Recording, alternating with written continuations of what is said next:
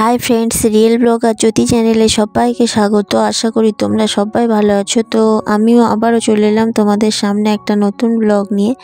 তো দেখতেই পেলে আমি দুটো রুটি আর চা নিয়ে বসেছি সকালবেলা। তো সেটা খেয়েতেই আমি চলে এসেছি খাটের বিছানা গোছাতে, আর ছেলেও উঠে পড়েছে।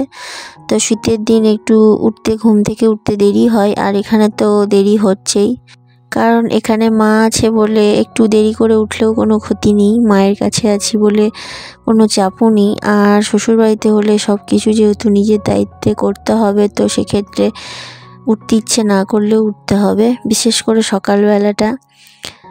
তো শীতের সকালবেলা ওঠাটাই বেশি কষ্ট, কিন্তু কিছু করার নেই, উঠতেই হবে। তো এই সুখটাও বেশি দিন নয়। তো এখান থেকে চলে যাব, তার কয়দিন পর চলে যাব। তখন মনে হচ্ছে যে ওখানে গিয়ে আমাকে এত কাজ করতে হবে সেই সকালবেলা উঠে।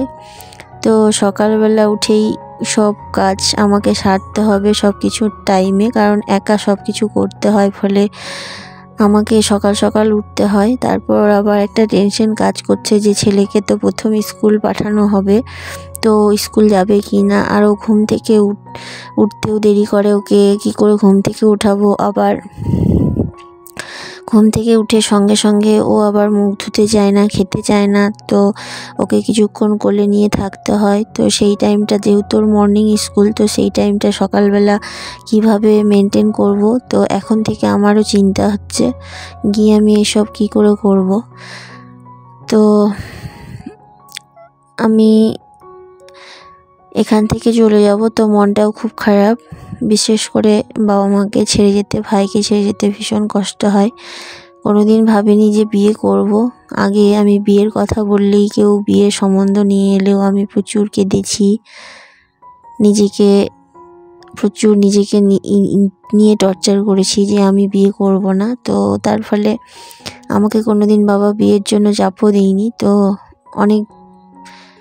মোটামুটি অনেক বড় হয়েই, বলতে অনেকটা বয়স হয়েই বিয়ে হয়েছে। তো তাও আবার সেটা অগত্যা হয়েছে। সমাজের কাছ থেকে অনেক রকম পাওনা, একটু মেয়েদের একটু বয়স হয়ে গেলেই বলবে বিয়ে হয় না কেন, বিয়ে করছে না কেন, হয়তো বা নিজের লোকেরই অনেক কথা শুনতে হয়েছে। তো সেক্ষেত্রে তখন আমার মাইন্ড একটু অন্যরকম হয়েছিল যে না, বিয়ে করতে হবে। বিশেষ করে যখন দেখলাম যে পড়াশুনো শেখার পর কোনো চাকরি বাকরি হচ্ছে না বা কিছু না, তখন ভাবলাম যে বিয়ে করা শ্রেয়। তো সেক্ষেত্রে আমাকে বিয়ে করতে আমি বাধ্য হয়েছি।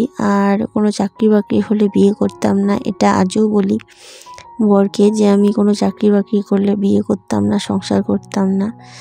তো বাবা মাকে ছাড়তে এতটাই কষ্ট হচ্ছিল, আর কোনোদিনও ভাবিনি যে ছাড়বো। সেক্ষেত্রেই এরকমটা আমি ভাবতাম।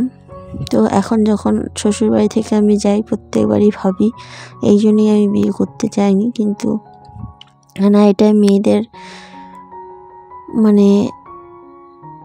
ভূমিতব্য। মেয়েদের যখন মেয়ে রূপে জন্ম হয়, তখন একদিন না একদিন বিয়ে হয়ে শ্বশুরবাড়ি যেতেই হয়। তো সেরকমই আমার অবস্থা। তো আমারও প্রচণ্ড মন খারাপ। তো বাবা মা ভাইকে ফেলে রেখে যাচ্ছি, কিন্তু ওখানে বলে না, কিছু পেতে গেলে কিছু হারাতে হয়, সেরকমই অবস্থা। বাবা মাকে এখানে ছেড়ে এই সম্পর্ক থেকে অনেকটা দূরে চলে গেছি, কিন্তু স্বামী পুত্র পেয়েছি, একটা আলাদা সম্পর্ক পেয়েছি, মা হয়েছি, কারো স্ত্রী হয়েছি। কিন্তু আমার মা বাবাকে, ভাইকে অনেকটাই দূরে রেখে যেতে হয়। তো সেটাই কষ্ট হয় প্রত্যেকবার আমি এখান থেকে যাই, আর ভীষণ কষ্ট হয়। তো এবারটা আরও বেশি কষ্ট হচ্ছে, কারণ প্রত্যেকবার ভাবি যে এই যাচ্ছি 2 মাস পর ফিরবো, কিন্তু এখন মনে হচ্ছে কবে ফিরবো জানি না। কারণ ছেলের পড়াশুনো, নিজেরটা ভাবলে তো না, এখন ছেলের ভবিষ্যৎ ভাবতে হবে, তার পড়াশুনো দেখতে হবে। তার ফলে এখন আর এতটাও আসতে পারবো না। তো আমার এই খাটের বিছানাটা গোছানো কমপ্লিট হয়ে গেছে, দিয়ে শোকেসটা একটু ভালো করে ভেতরেগুলো ঝেড়ে মুছে দিচ্ছি। আমি এসে এগুলো একবার ঝেড়ে মুছে দিয়েছি, তারপর ভাবলাম আবার চলে যাব, তো এগুলো আবার একটু করে ঝেড়ে মুছে দিই, বার করে সব কিছু ঝেড়ে মুছে দিই, তাতে করে অনেকটা দিন ভালো থাকবে আর মাকেও একটু কম করতে হবে। তো সেই কারণে শোকেসটা আবার ডবল করে একটু ঝেড়ে মুছে দিচ্ছি। আর আমার কিছু চুড়িদার আমি এখানেই রেখে যাই, সবটা নিয়ে যাই না। তো মাকে বললাম যে সবটা নিয়ে যাব না, এখানেই থাক। আর বিয়ের পর থেকে আমি সব চুড়িদার নিয়েও যাইনি, কিছু রেখেও যাই আর কিছু নিয়ে যাই। তো কারণ বিয়ের আগেও প্রচুর চুড়িদার আমার ছিল, যেগুলো আমার ভালো চুড়িদার, সেগুলো আমি রেখে গেছিলাম, তারপরে কিছু নিয়ে গেছি, আবার কিছু রেখে যাই, এরকমটাই করি। তো এই শোকেসের এই থাকটাতে পুরো কাচের গ্লাস, কাচের কাপ প্লেটে ভর্তি। তো এই জায়গাটা সেগুলোই গুছিয়ে গুছিয়ে রাখছি। আর এই যত কাচের কাপ গ্লাস সব আমার জন্যই একদিন বাবা কিনেছে বা কিনতে বাধ্য হয়েছে, বাবা, ভাই, কারণ আমি একটু খুব শৌখিন আর খুব সাজাতে গোছাতে পছন্দ করি। তো এক সময় আমার বিয়ের আগে কাচের গ্লাসের আমার খুব শখ ছিল, কেউ এলে কাচের গ্লাসে জল দেবো, আমরা শরবত খাবো, কাচের গ্লাসে জল খাবো, খুব একটা শখ। হয়তো সেরকমই আমাদের অনেকগুলো কাচের গ্লাসের সেট আছে, তার মধ্যে একটা সেট এই ঘরে শোকেসে, একটা সেট ওই ঘরে শোকেসে ঢোকানো আছে। আর এই কাচের কাপ প্লেটগুলো ভীষণ ভালো লাগে, তো সেগুলো নেওয়া হয়েছিল। তো আমি সেগুলো এখানে ভালো করে রেখে দিয়েছি।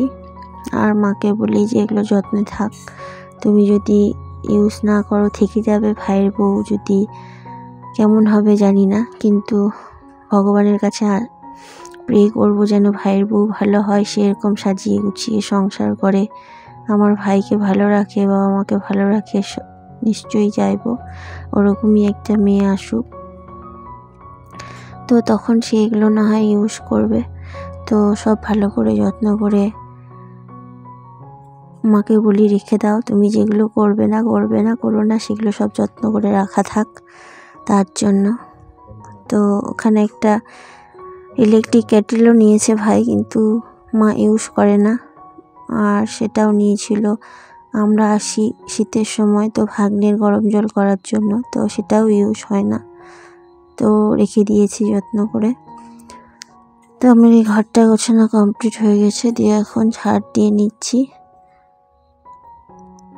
তারপর আমি এইগুলো ঘরটার গুছিয়ে নিয়ে আমি স্নান করব। তো মনটা খুব খারাপ, কথা বলতেও ভালো লাগছে না, বারবার ভাবছি যে আর কটা দিন গুনছি আমি যাওয়ার জন্য, যেতে ইচ্ছে না করলেও যেতে হবে। তো সেক্ষেত্রে কিছু জিনিস আমি ট্রলিতে গুছিয়ে রেখেছি, আর কিছু গোছাতে হবে। তো আমার এই ঘরটা গোছানো কমপ্লিট হয়ে গেছে। আর ছেলের ব্ল্যাঙ্কেট আর একটা বালিশ বাইরে ও সোফাতে, যেহেতু শুয়ে শুয়ে ফোন দেখছিল, তো ঢাকা নিয়েছিল, তো সেগুলো নিয়ে এসে আবার ভেতরে ঢোকালাম।